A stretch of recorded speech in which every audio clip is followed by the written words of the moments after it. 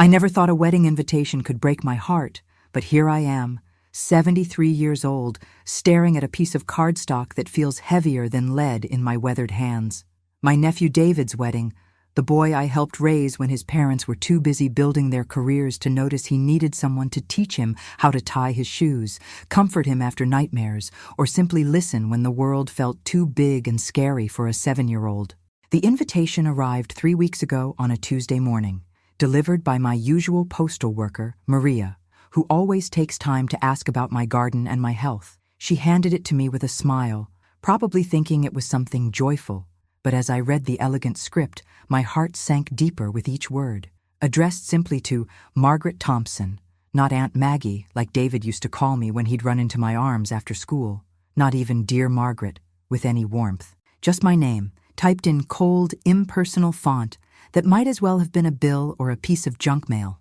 No +1, of course. At my age, they assume you're alone. And in my case, they're painfully right. Harold passed 5 years ago after a brave battle with pancreatic cancer, and our children live scattered across the country like seeds blown by the wind.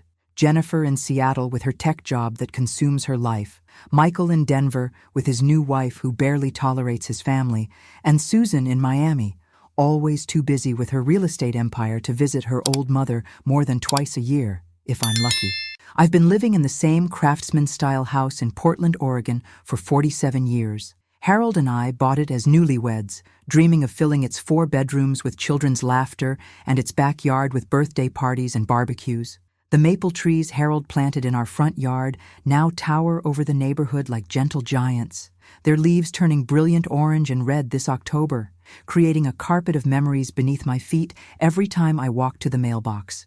The house feels too big now, with its hardwood floors that creak in all the familiar places. The 3rd step from the top of the stairs, the spot near the kitchen sink where Harold used to stand every morning making coffee, the floorboard by the living room window where our old dog Rusty used to sleep in the afternoon sun.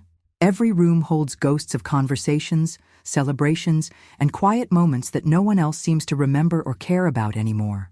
David's mother, my sister-in-law Patricia, calls me exactly twice a year with the precision of a Swiss watch. My birthday in March and Christmas. Always the same conversation, delivered in that patronizing tone she's perfected over the decades. How are you feeling, Margaret? Are you taking your medications?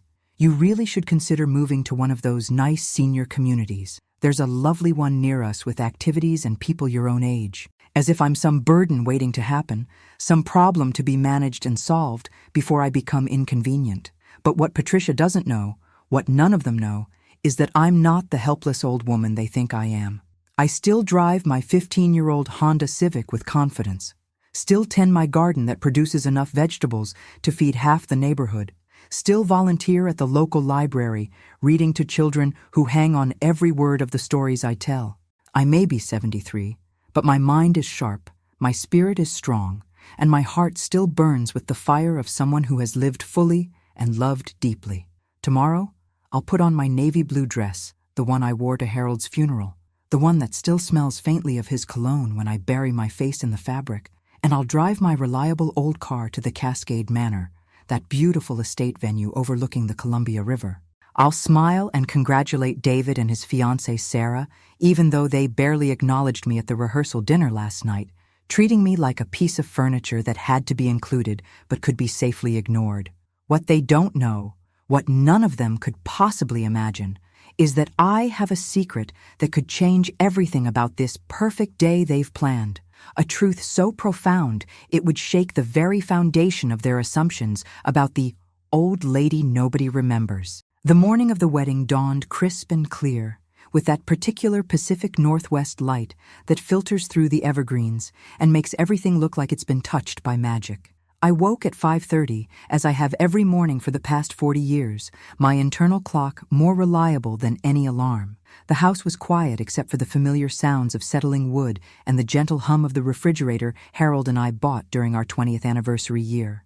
I made my coffee in the same blue ceramic mug I've used for decades, the one David painted for me in elementary school art class with "World's Best Aunt" written in his careful 7-year-old handwriting. The paint has faded over the years, but I can still make out every letter, every crooked line that represents a time when I mattered to him, when I was more than just an obligation on a guest list. I arrived at Cascade Manor early, wanting to avoid the rush and the awkward small talk that comes with family gatherings where you're more of a duty than a welcome guest. The venue was absolutely breathtaking in the morning light. Rolling lawns that stretched down to the Columbia River like a green carpet, ancient oak trees draped with thousands of fairy lights that twinkled like stars even in daylight, and the Victorian mansion itself, a masterpiece of 1890s architecture with its wraparound porches, intricate gingerbread trim, and windows that caught the morning sun like jewels. Staff members in crisp black uniforms bustled around with the efficiency of a well-oiled machine, setting up white chiavari chairs in perfect rows, adjusting floral arrangements that probably cost more than my monthly Social Security check, and testing sound equipment for the ceremony. I watched them work with the kind of professional precision that comes from years of creating perfect moments for other people's most important days. The venue coordinator, an elegant woman in her 40s with kind eyes and a warm smile, greeted me as I approached the reception area. "You must be here for the Thompson-Henderson wedding," she said, consulting her clipboard. "Let me show you to your table." Her voice was professional, but genuinely friendly, the kind of person who understood that every guest deserved to feel welcome, regardless of where they were seated or how they were dressed. And then I saw it. My assigned seat at table 12, tucked away in the far corner of the reception area, practically hidden behind a decorative pillar. There, on a small white card written in elegant calligraphy that probably cost $50 per place setting, were the words that would haunt me for the rest of my life. "The old lady nobody remembers. Not my name. Not Margaret Thompson. Or even Mrs. Thompson. Just that cruel, dismissive label that reduced 73 years of life, love, loss, triumph, and contribution to nothing more than a forgotten afterthought, a placeholder for someone who didn't matter enough to deserve proper identification." I stood there for a long moment, staring at those words, feeling something crack inside my chest.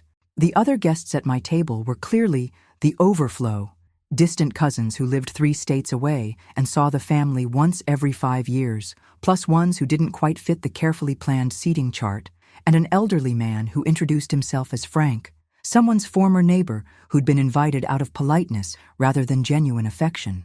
We were the island of misfit toys, tucked away where we wouldn't interfere with the important people's celebration or appear in any of the professional photographs. I watched as Patricia glided around the reception area in her champagne-colored mother-of-the-groom dress that probably cost more than I spend on groceries in 6 months. She air-kissed guests and basked in compliments about how beautiful everything looked, how perfect the weather was, how lovely Sarah appeared in her designer gown.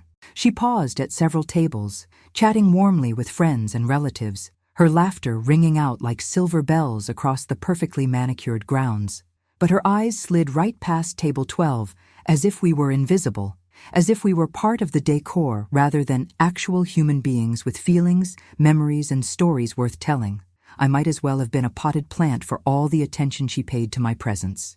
David looked handsome in his navy suit, custom-tailored to fit his tall frame perfectly. His smile was bright and genuine as he greeted guests with Sarah on his arm, and despite everything, I felt a surge of genuine pride and love for the man he'd become. She was lovely, blonde hair swept up in an elegant chignon, blue eyes sparkling with happiness, her wedding dress a confection of silk and lace that made her look like a fairy tale princess. They made a beautiful couple, and despite the hurt burning in my chest, I felt genuine joy for their happiness. But when David's gaze swept across the reception area, acknowledging guests and accepting congratulations, it passed over me without recognition, without acknowledgement, without even a nod of greeting. I was invisible to the boy I'd helped raise, the child I'd loved as if he were my own son. The ceremony was beautiful, held under a natural canopy of autumn leaves with the Columbia River sparkling in the background like scattered diamonds. I dabbed at my eyes during the vows, remembering the little boy who used to climb into my lap and ask me to read him stories about brave knights and kind princesses who would fall asleep in my arms while I sang him lullabies that my own mother had sung to me decades before. As we moved from the ceremony to the cocktail hour, I overheard Patricia telling a group of elegantly dressed women, "We're so grateful to have found such a perfect venue. Sarah's parents really outdid themselves with this place. The Hendersons have such exquisite taste." The comment stung like a physical blow, but I kept my expression neutral, my devastating secret burning quietly in my chest like a banked fire waiting for oxygen. "What would you do in my place? Would you speak up and shatter their perfect illusions? Or would you let them continue believing their own carefully constructed version of the truth?" The cocktail hour flowed into the reception with seamless precision, and I found myself becoming increasingly invisible, like a ghost haunting the edges of someone else's celebration. Servers in black vests and bow ties walked past my table without offering the past hors d'oeuvres, delicate canapés topped with smoked salmon, miniature beef Wellington bites, and champagne flutes filled with what I'm sure was expensive French champagne. Conversations flowed around me without including me, as if I were a piece of furniture that happened to be occupying space but wasn't worth acknowledging. The photographer, a young woman with multiple cameras hanging from her neck like expensive jewelry, seemed to actively avoid our corner of the room. She captured candid moments at every other table, guests laughing, toasting, sharing intimate conversations. But whenever her lens turned toward table 12, she quickly pivoted away as if we might contaminate her artistic vision with our obvious unimportance.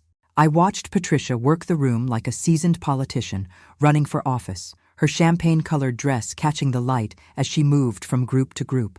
Her laughter rang out over the jazz quartet playing near the dance floor, a sound I remembered from family gatherings decades ago when she was young and hadn't yet perfected the art of social climbing. She regaled guests with carefully curated stories about David's childhood, painting herself as the devoted mother who had sacrificed everything for her son's success. But her stories were missing crucial chapters, conveniently omitting the years when I was the one driving David to soccer practice twice a week in my old station wagon, sitting in aluminum bleachers, cheering him on while his parents attended business conferences in distant cities. She forgot to mention the countless afternoons he spent at my kitchen table, working on homework while I helped him with math problems and science projects, or the evenings when I taught him how to cook his first meal, spaghetti and meatballs, because his parents were traveling for work and he was tired of eating frozen dinners alone. The irony wasn't lost on me. Here I sat, labeled as the old lady nobody remembers, while surrounded by memories that only I seemed to carry like precious treasures in my heart. I remembered David's first steps, taken not in his parents' pristine living room, but in my cozy family room while his mother and father were at a medical conference in Chicago. I remembered his tears when his goldfish died, and how I helped him bury it in my backyard with a ceremony complete with flowers picked from my garden and a handmade headstone he crafted from a smooth river rock. I remembered teaching him to drive in the empty parking lot behind the Safeway grocery store, because his father was always too busy with his medical practice, and his mother was too nervous to sit in a car with a 16-year-old behind the wheel. I remembered his first heartbreak at 17, when Jenny Morrison broke up with him before prom, and how he cried in my kitchen while I made him hot chocolate and told him that someday he'd find someone who would love him the way he deserved to be loved. Sarah's parents, the Hendersons, held court at the head table like royalty receiving tribute from their subjects. Mrs.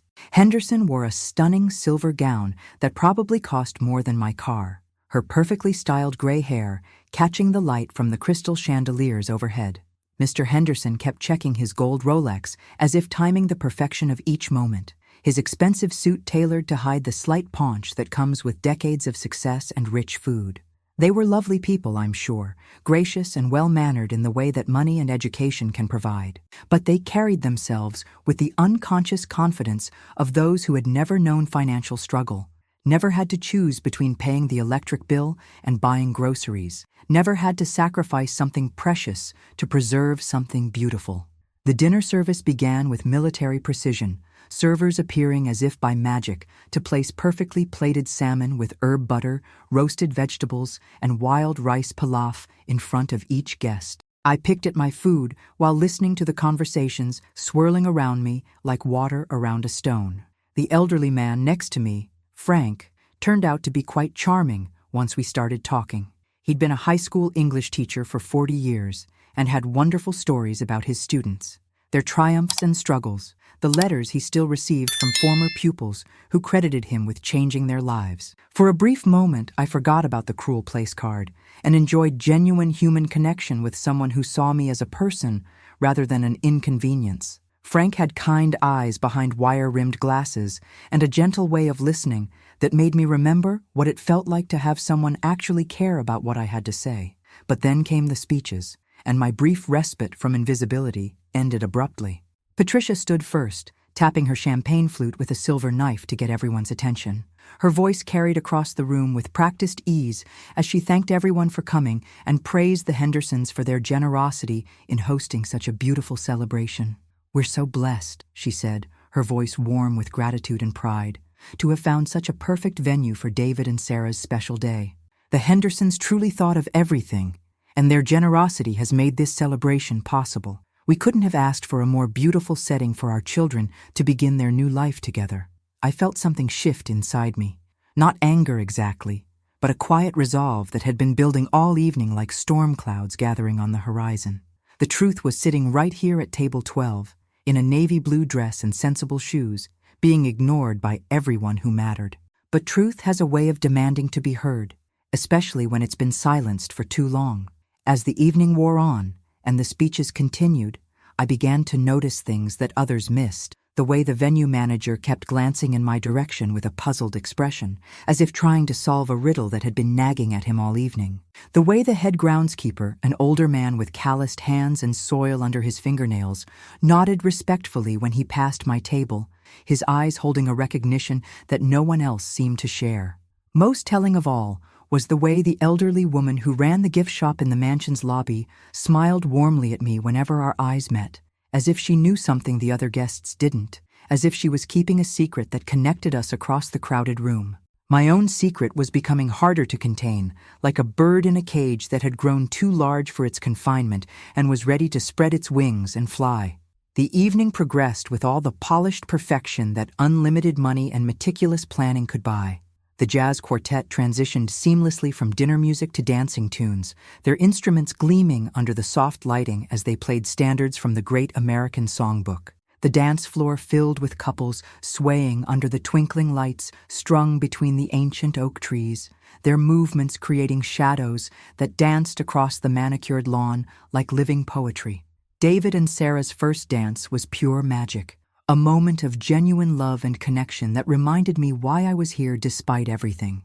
They moved together with the easy grace of two people who had found their perfect match, Sarah's silk dress flowing around them like water, David's hand gentle but confident on her waist. For those 3 minutes, watching them sway to At Last by Etta James, I forgot about the cruel place card and the years of being overlooked. I saw only the little boy I'd helped raise, now a man in love, and I felt a mother's pride swell in my chest. But as I watched them dance, I couldn't help but think about another young couple who had danced in this very same ballroom 45 years ago, when the world was different and possibilities seemed endless. Harold and I had been so young then, barely 25, so full of dreams and plans that seemed as solid as the mansion's foundation.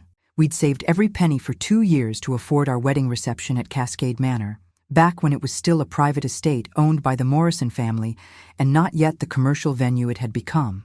The Morrisons had been extraordinarily kind to us, understanding that we were just two kids in love without much money, but with hearts full of hope and determination. Old Mrs. Morrison, who must have been in her 70s then, had taken a special liking to me during our planning meetings. She'd even let me use her grandmother's pearl necklace for the ceremony, saying every bride deserved something beautiful and meaningful on her wedding day, something that connected her to the generations of women who had loved before her. That necklace now sat in my jewelry box at home, carefully wrapped in the same tissue paper Mrs. Morrison had used, a reminder of kindness from strangers who became friends, of a time when people saw potential in young love rather than obstacles. I'd worn it to every important occasion since, my children's graduations, their weddings, Harold's funeral, and each time I felt Mrs. Morrison's blessing like a gentle hand on my shoulder. I excused myself from the table, needing a moment away from the forced cheerfulness and deliberate ignorance of my presence. I walked slowly through the mansion, my heels clicking softly on the marble floors that had been restored to their original grandeur. The walls were lined with photographs documenting the estate's rich history, garden parties from the roaring 20s with women in drop-waist dresses and men in boater hats, elegant soirees from the 1940s where couples danced to big band music, and yes, weddings from every decade since, each one a testament to love's enduring power. I paused at one particular photograph from 1978, my breath catching in my throat like a sob. There we were, Harold and me, young and radiant and impossibly hopeful, cutting our three-tiered cake in the very same ballroom where David and Sarah now celebrated. Harold looked so handsome in his rented tuxedo, his hair thick and dark, his smile bright enough to power the entire mansion. I looked like a princess in my mother's altered wedding dress, the pearl necklace gleaming at my throat, my face glowing with the kind of happiness that comes only once in a lifetime. "Beautiful couple," a voice said behind me, warm with genuine appreciation. I turned to see the venue manager, a distinguished man in his 50s with silver hair and kind eyes that crinkled at the corners. He wore an expensive suit, but carried himself with the easy confidence of someone who had worked his way up through merit rather than privilege. That was quite a celebration, from what I've heard. The Morrisons talked about that wedding for years afterward. My heart warmed at his words, at the knowledge that our special day had been remembered and treasured by people who barely knew us. "They were wonderful people," I said softly, my voice thick with emotion and memory.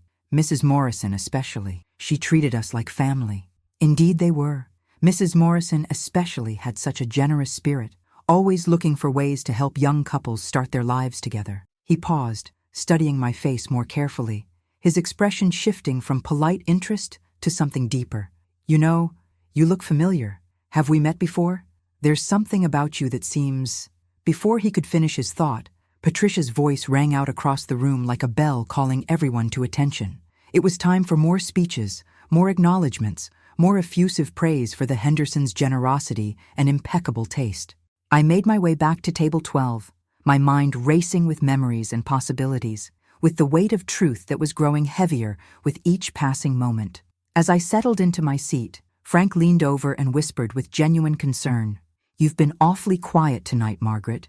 Everything all right? You look like you've seen a ghost." I looked at him, this kind stranger who had shown me more attention and consideration in one evening than my own family had in months.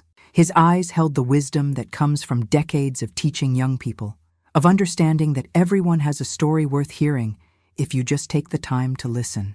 "Just thinking about old times," I said softly, my voice barely audible over the murmur of conversation around us. Sometimes the past has a way of catching up with the present, of demanding to be acknowledged even when people would rather forget. The microphone crackled to life with a burst of static, and Mr. Henderson stood to address the crowd. He was an impressive figure, tall, distinguished, with silver hair and the kind of presence that commanded attention without effort. He spoke eloquently about love, family, and the joy of bringing two families together in celebration of something beautiful and lasting. He thanked the staff, the vendors, and everyone who had made the evening possible, his words flowing with the practiced ease of someone accustomed to public speaking. But as he continued his speech, I noticed something in his expression. A slight hesitation, a pause that suggested he was building up to something important, something that had been weighing on his mind. "Before we conclude this magical evening," he said, his voice carrying a note of curiosity that made everyone lean forward slightly, "I'd like to solve a little mystery that's been puzzling me all week, something that I think you'll all find as fascinating as I do." My heart began to race, pounding against my ribs like a caged bird, desperate for freedom. The secret I'd been carrying for 15 years was about to take flight, whether I was ready or not. What would you do in my place? Would you be ready for the truth to finally come to light? Or would you try to stop it from destroying the perfect illusion everyone had worked so hard to create? Mr. Henderson's words hung in the air like a held breath, creating a moment of perfect silence that seemed to stretch across the entire reception. The room fell quiet, except for the soft clink of champagne glasses being set down on linen-covered tables and the distant sound of the Columbia River flowing past the mansion's grounds, carrying with it the whispers of all the secrets this place had witnessed over the decades. I felt every muscle in my body tense as he continued, my hands trembling slightly as I reached for my water glass with fingers that suddenly felt ancient and fragile. The ice clinked against the crystal, a sound that seemed unnaturally loud in the hushed atmosphere that had settled over the crowd like a blanket. When we booked Cascade Manor for David and Sarah's wedding, Mr.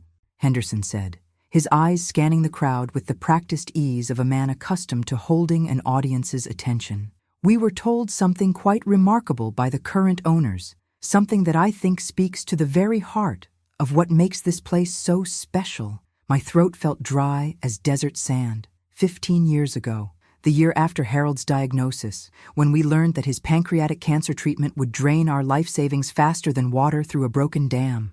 The year I made a decision that I thought would remain private forever, buried in legal documents and anonymous transactions that would protect my identity from discovery. Apparently, Mr. Henderson continued, his voice growing stronger with each word, this magnificent estate has a very special benefactor, someone who helped save Cascade Manor from demolition 15 years ago when it was facing serious financial difficulties. The previous owners had fallen on hard times, and developers were circling like vultures, ready to tear down this architectural treasure and replace it with strip malls and parking lots. Patricia's face showed polite interest, but I could see her mind was already moving on to the next part of the evening, perhaps thinking about the after-party or the cleanup that would need to happen tomorrow. David and Sarah stood hand in hand near the head table, smiling at what they probably assumed was just another wedding speech, another moment of adult conversation that had little to do with their perfect day. None of them understood the significance of what Mr. Henderson was revealing, the weight of the truth that was about to crash over them like a tsunami. But I did. I remembered every painful detail of that impossible decision, every sleepless night spent weighing options that all seemed equally devastating. Harold's medical bills were mounting like snow in a blizzard, and we'd already mortgaged our house twice, turning our home into collateral for his chance at survival. The experimental treatments weren't covered by insurance, and the specialists wanted payment up front, their fees as cold and unforgiving as winter rain. When I learned that Cascade Manor, the place where Harold and I had started our married life, where we'd danced our first dance as husband and wife, where we'd made promises that we'd kept for 25 years, was going to be torn down for a shopping center, something inside me rebelled with a fury I didn't know I possessed. This place held too much beauty, too much history, too many love stories to be destroyed for the sake of commerce and convenience. The thought of bulldozers reducing Mrs. Morrison's beloved home to rubble, of parking lots covering the gardens where generations of brides had posed for photographs, was more than I could bear.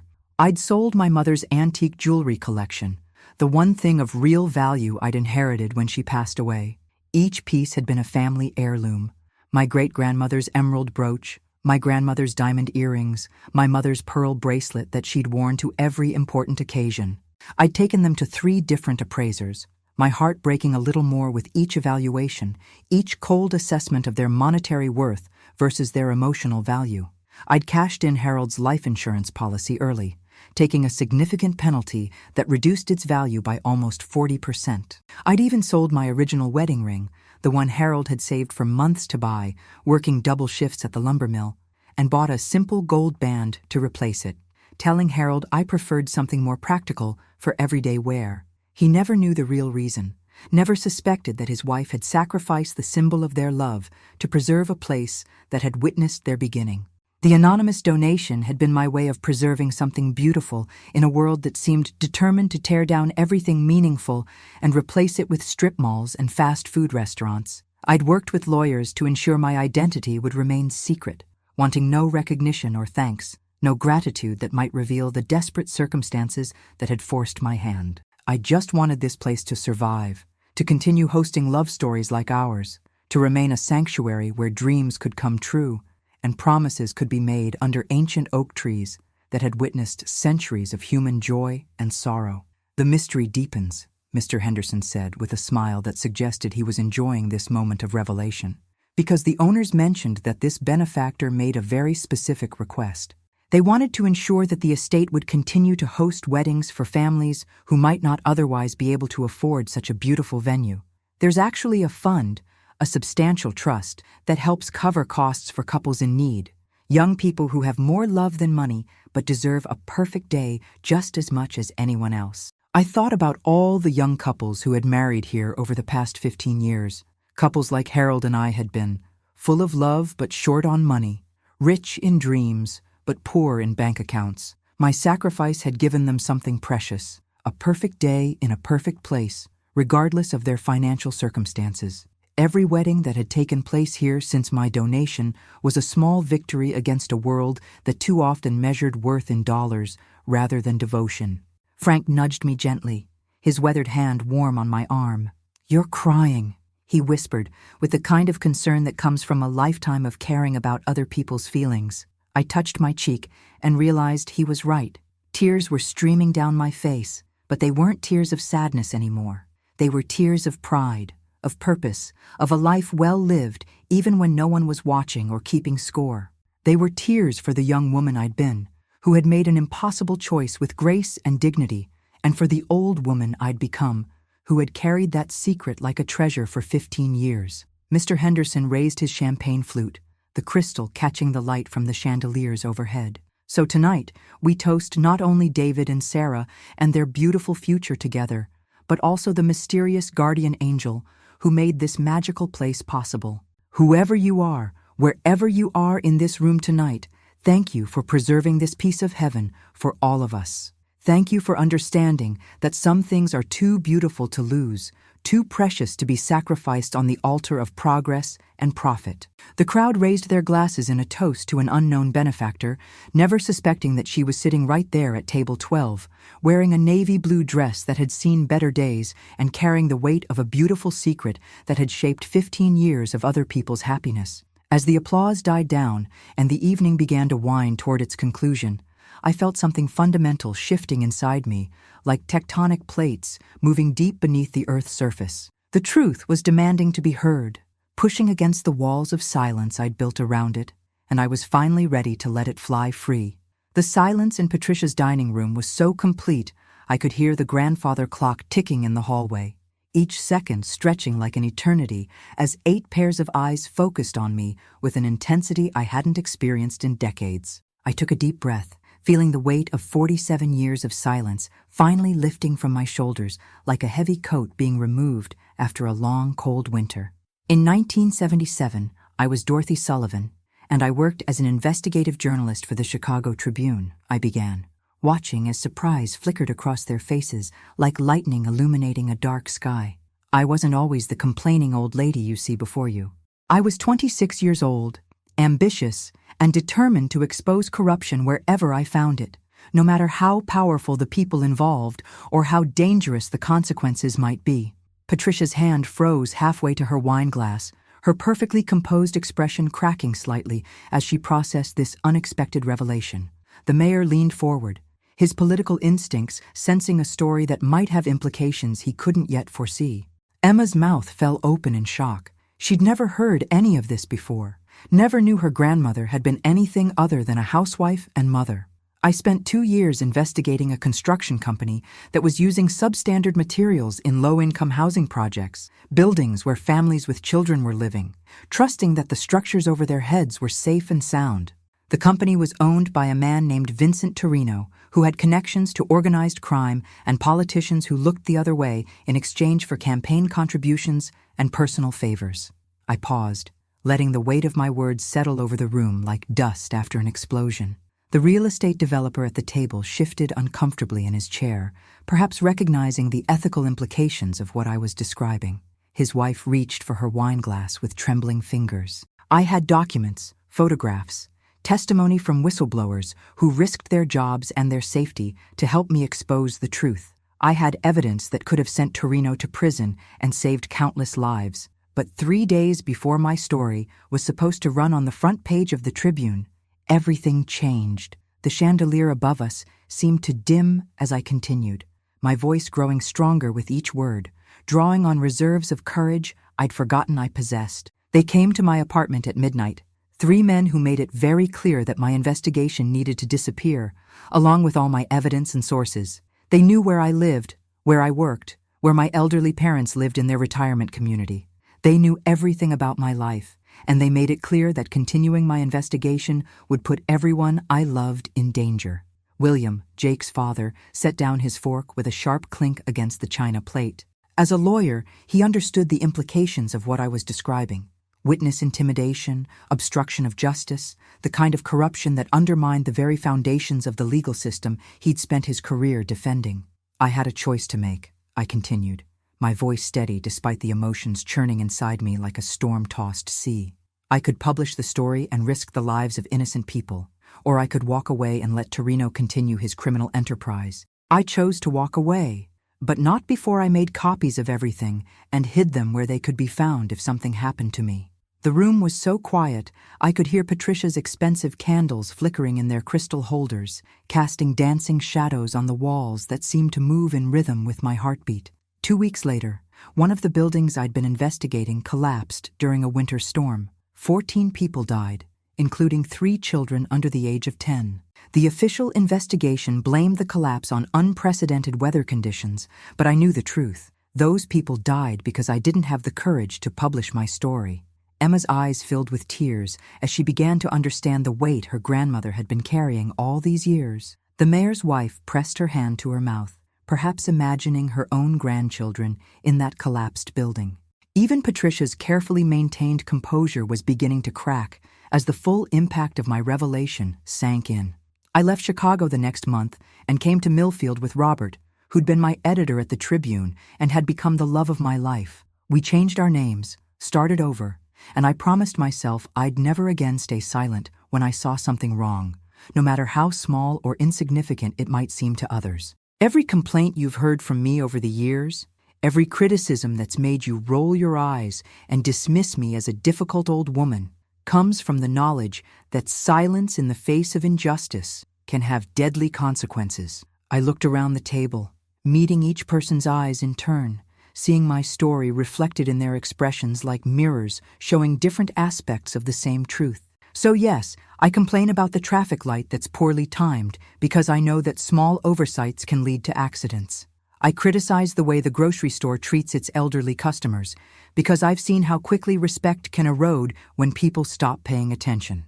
I speak up about things that seem trivial to you because I learned the hard way that nothing is truly trivial when human dignity and safety are at stake. The silence that followed was different from the one that had greeted my announcement.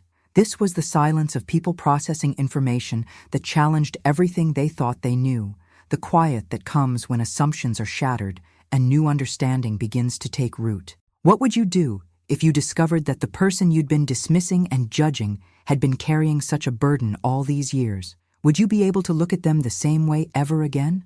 The aftermath of my revelation rippled through the dining room like stones thrown into still water, each person processing the information in their own way, their faces reflecting a mixture of shock, shame, and dawning understanding. Patricia sat frozen in her chair, her perfectly manicured hands gripping her napkin so tightly her knuckles had turned white, while the mayor cleared his throat nervously and reached for his water glass with the careful movements of someone trying to buy time to think. "Dorothy," William finally said, his lawyer's training helping him find his voice before the others. "I had no idea. None of us did. The way we've treated you, the assumptions we've made." He trailed off, unable to finish the sentence that would have forced him to confront the full extent of their collective judgment and dismissal. Emma was crying openly now, tears streaming down her cheeks as she reached across the table to take my hand. "Grandma, why didn't you ever tell me? All these years I thought you were just... I'm so sorry. I'm so incredibly sorry for being embarrassed by you, for wishing you would just be quiet and go along with things." The real estate developer, a man named Harrison, who'd been silent throughout my story, suddenly spoke up with a voice thick with emotion. "My God, Dorothy, I've been in construction for 30 years, and I've seen corners cut, inspections glossed over, safety regulations ignored for the sake of profit margins. I always told myself it wasn't my responsibility to police the entire industry, that someone else would catch the problems if they were serious enough." He paused, his face pale in the candlelight. "How many times have I been wrong? How many people might have been hurt because I chose to look the other way?" Patricia finally found her voice, though it came out as barely more than a whisper. "The engagement party. What I said about you. Oh God, Dorothy, I feel sick. I stood up there and made you the butt of a joke, dismissed you as a complainer when you were..." She couldn't finish, her composure finally cracking completely as the full weight of her cruelty hit her. "You were carrying the weight of 14 deaths, the mayor's wife said softly, her own voice breaking. 14 people who died because you were forced to choose between their lives and the lives of your loved ones. How do you live with that kind of burden? How do you get up every morning and keep going?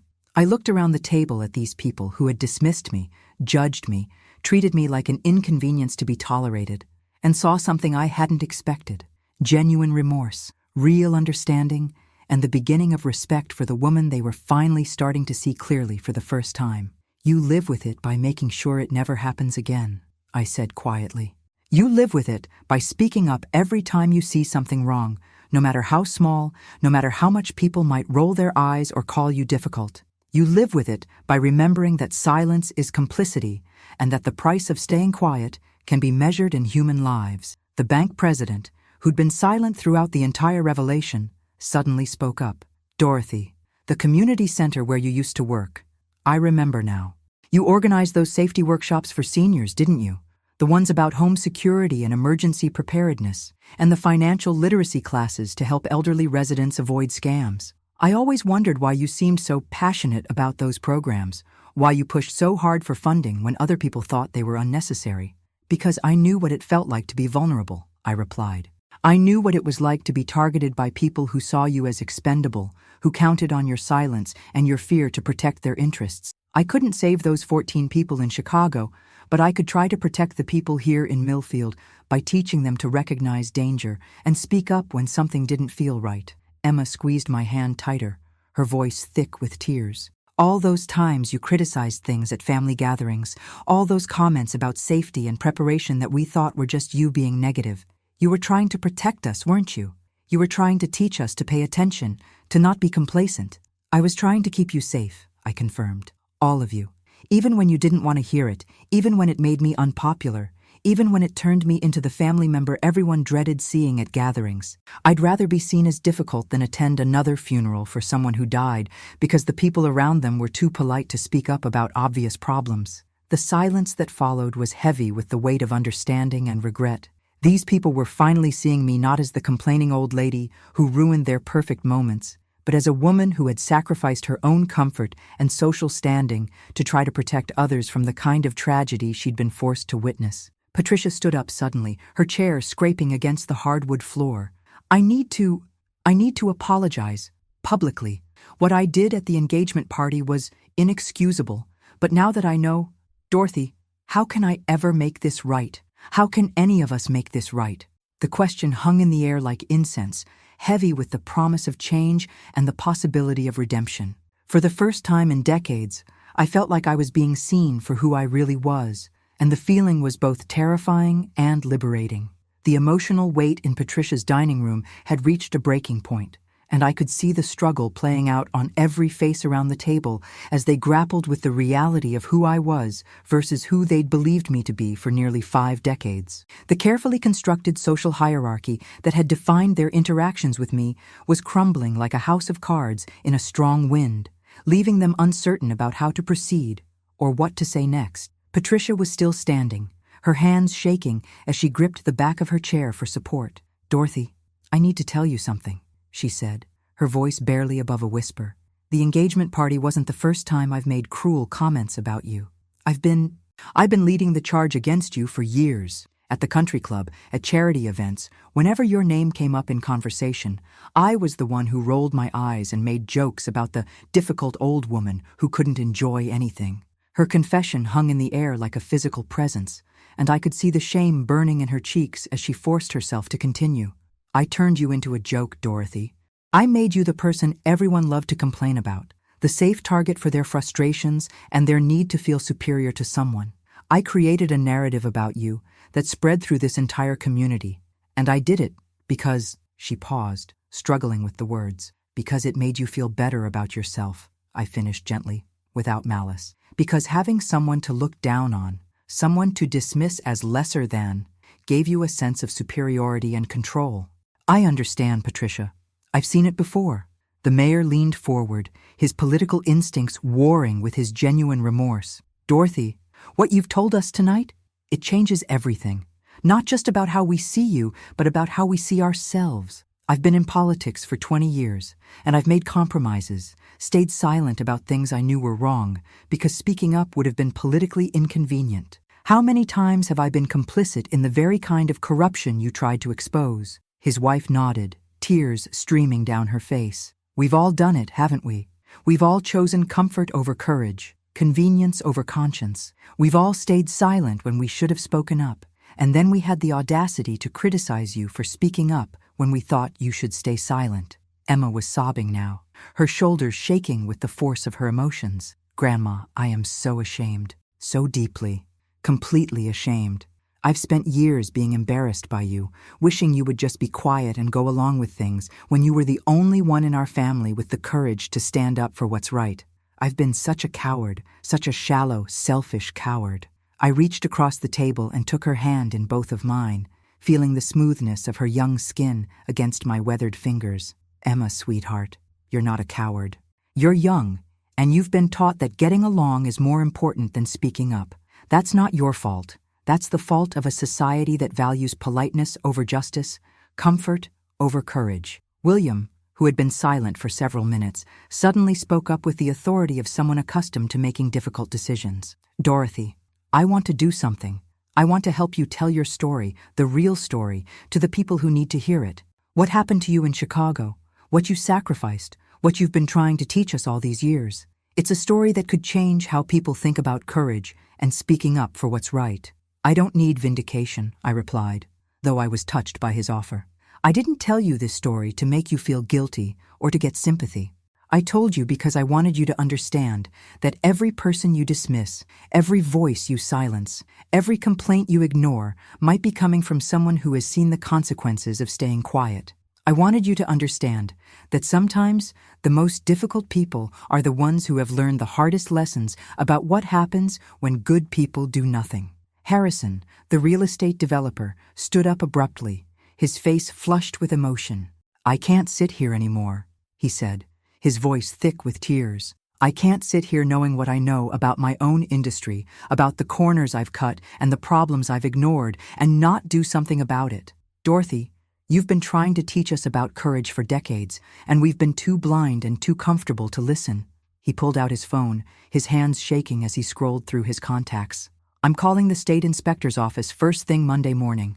There are 3 projects in my portfolio right now that I know have problems I've been telling myself aren't serious enough to worry about.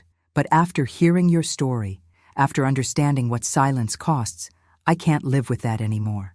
The transformation happening around Patricia's dining room table was unlike anything I'd witnessed in my 73 years. These people, who had spent decades dismissing me as irrelevant and difficult, were finally seeing the truth about courage, about the price of speaking up, and about the even higher price of staying silent. Patricia sank back into her chair, her perfect composure completely shattered. Dorothy, I don't know how to make this right. I don't know how to undo years of cruelty and dismissal, but I want to try. I want to spend whatever time I have left making sure that no one else is ever treated the way we've treated you. The silence that followed was different from any we'd shared that evening.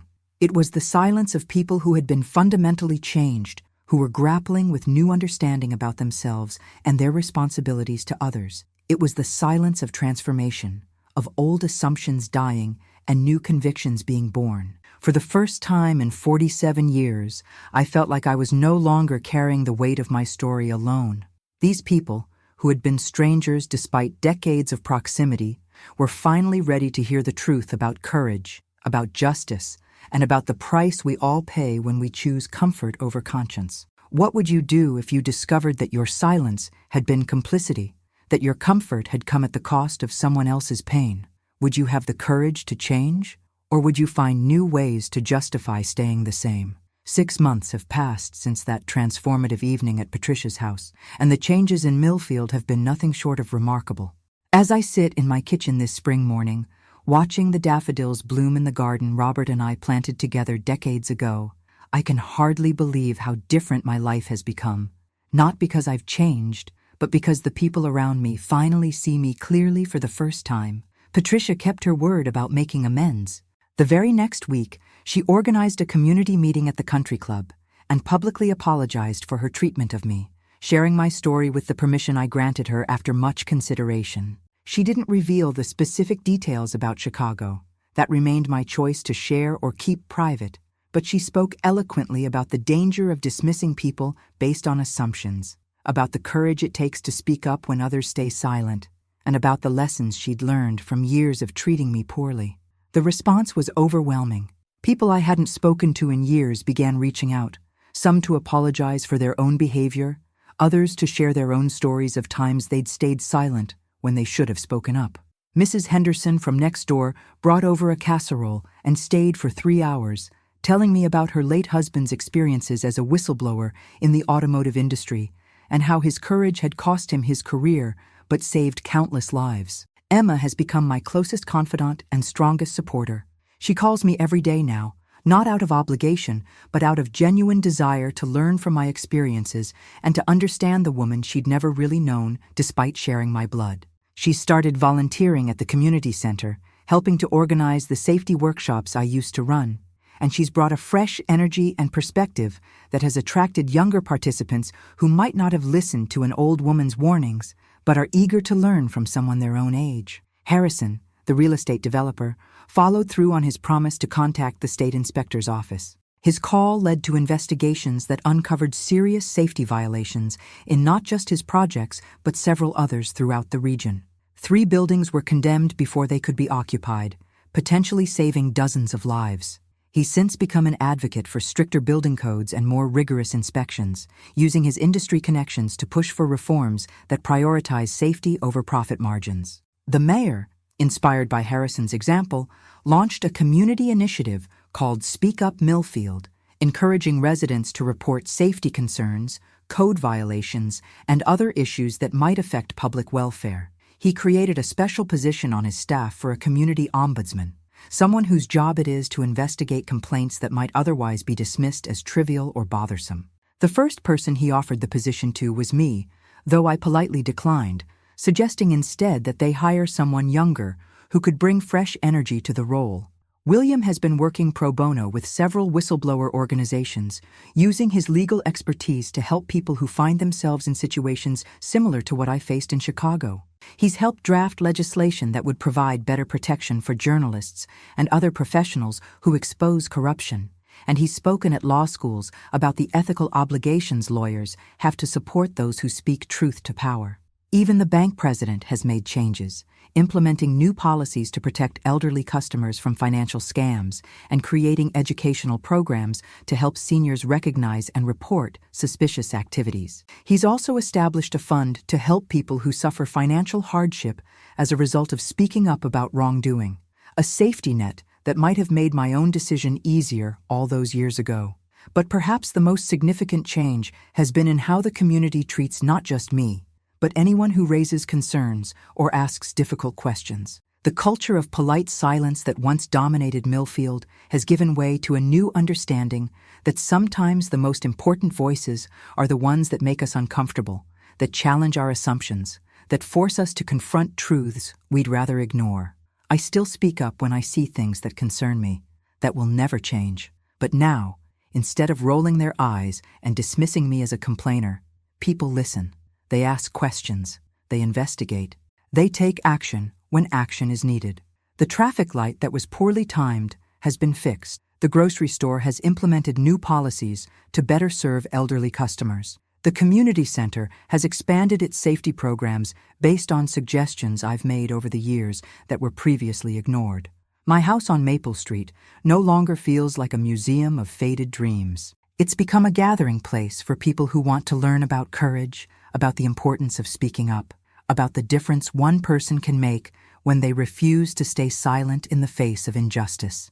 Emma brings her friends by to hear my stories. Harrison stops by to discuss his latest projects and get my input on safety concerns. Even Patricia visits regularly, and we've developed an unlikely friendship based on mutual respect and shared commitment to making our community better. The shoebox of documents from Chicago still sits in my closet, but it no longer feels like a burden I carry alone. I've shared copies with William, who's helping me explore options for finally bringing some measure of justice to the families of those who died in that building collapse. It may be too late for criminal charges, but it's not too late for truth, for acknowledgement, for the kind of closure that comes when secrets are finally brought into the light. As I finish my morning coffee and prepare for another day in a community that finally values my voice, I think about Robert and how proud he would be of the woman I've become. Not the bitter complainer they once saw me as, but the courageous advocate I've always been. I think about those 14 people who died in Chicago, and I know that their deaths weren't meaningless if the lessons I learned from that tragedy have helped protect others. I'm 73 years old, and I've finally learned that it's never too late to be seen, to be heard, to be valued for who you really are. The old lady who always complains? She never existed. There was only ever Dorothy Sullivan Hartwell, a woman who learned the hard way that silence in the face of injustice is complicity, and who spent 47 years trying to teach that lesson to anyone willing to listen. Sometimes the most important stories are the ones that take a lifetime to tell, and the most valuable lessons are the ones that come from the people we're quickest to dismiss. I hope that my story will inspire others to listen more carefully, to judge less quickly, and to remember that everyone has a story worth hearing, if we're brave enough to ask and patient enough to listen. The end.